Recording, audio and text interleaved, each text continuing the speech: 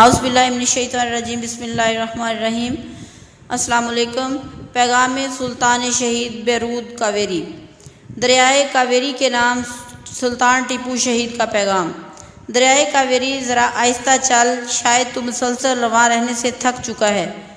تو ساری عمر کوہستان میں فریاد کرنا رہا، تو نے اپنا راستہ اپنی پلکوں سے کھودا ہے۔ میری نظروں میں تو جیہوں اور فرات سے خوشتر ہے، تیرا پانی دھکن کے لیے آب حیات ہے۔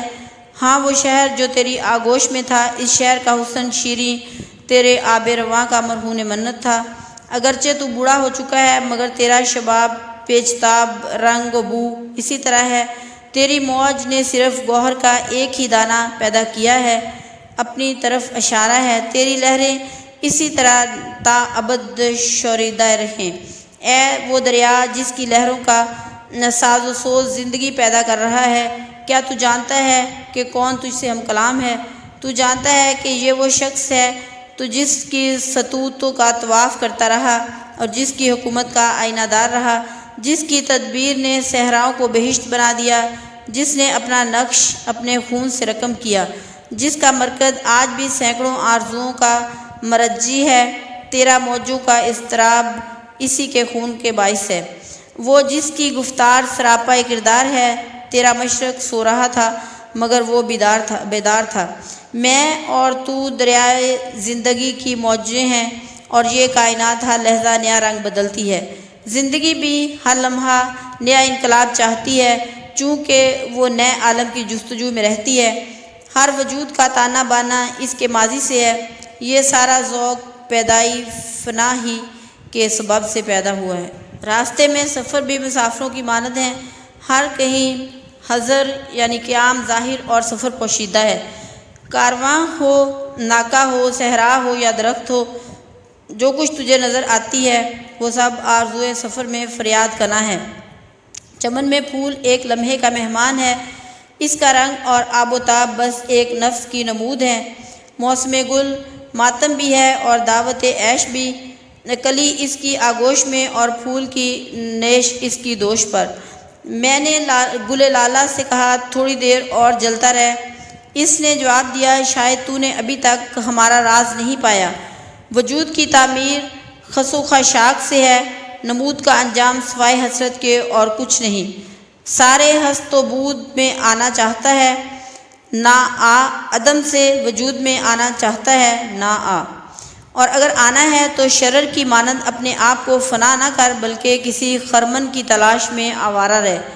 اگر تو سورج کی سی چمک دمک رکھتا ہے تو آسمان کی وسعتوں میں قدم رکھ، پہاڑ، صحرا، مرغزار، گلشن بلکہ دریا کی تہہ میں موجود مچھلیوں کو بھی جلا دے۔ اگر تو ایسا سینہ رکھتا ہے جو تیر کا زخم برداشت کر سکے تو دنیا میں شاہین کی طرح زندہ رہ اور شاہین ہی کی موت مر۔ میں نے اللہ تعالیٰ سے لمبی زندگی نہیں مانگی، کیونکہ زندگی پیش کر دینے ہی میں اس کی بقا ہے۔ زندگی کی رسم و راہ، دین و آئین کیا ہے؟ شیر کا ایک لمحہ بھیڑ کے 100 سال سے بہتر ہے۔ زندگی تسلیم و رضا، اللہ تعالیٰ کے سامنے سر تسلیم خم کر دینا اور اللہ تعالیٰ کی رضا میں راضی رہنا سے استحکام پاتی ہے۔ موت صرف طلسم، وہم اور نیرنگ ہے۔ اللہ تعالیٰ کا بندہ شیر ہے اور آہو موت اس کے سینکڑوں مقامات میں سے ایک مقام ہے۔ وہ مرد کامل موت پر اس طرح جھپٹتا ہے جیسے شاہین کبوتر پر۔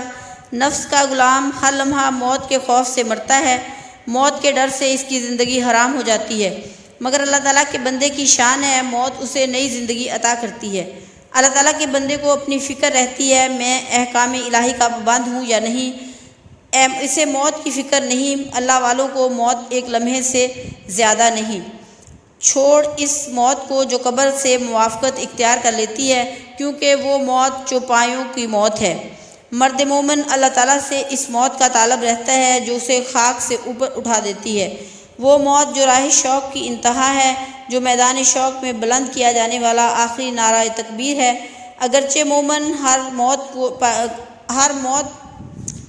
کو شکر سے قبول کرتا ہے، مگر سیدنا حسین رضی اللہ تعالیٰ عنہ کی موت اور چیز ہے۔ دنیا کے بادشاہ لوٹ مار کے لیے جنگیں لڑتے ہیں، لیکن مومن کا جہاد حضور صلی اللہ علیہ وآلہ وسلم کی سنت کی پیروی ہے۔ مومن کی جنگ کیا ہے؟ اپنے محبوب حق تعالیٰ کی طرف ہجرت کر جانا، دنیا چھوڑ دینا اور کوہ دوست اختیار کر لینا۔ وہ ذات صلی اللہ علیہ وآلہ وسلم جنہوں نے قوموں کو عشق کی بات بتائی، انہوں نے جہاد کو اسلام کی رہبانیت فرمایا، مگر اس نقطے کو شہید کے سوا اور کوئی نہیں سمجھتا، کیونکہ وہ اس کو اپنا خون دے کر پاتا ہے۔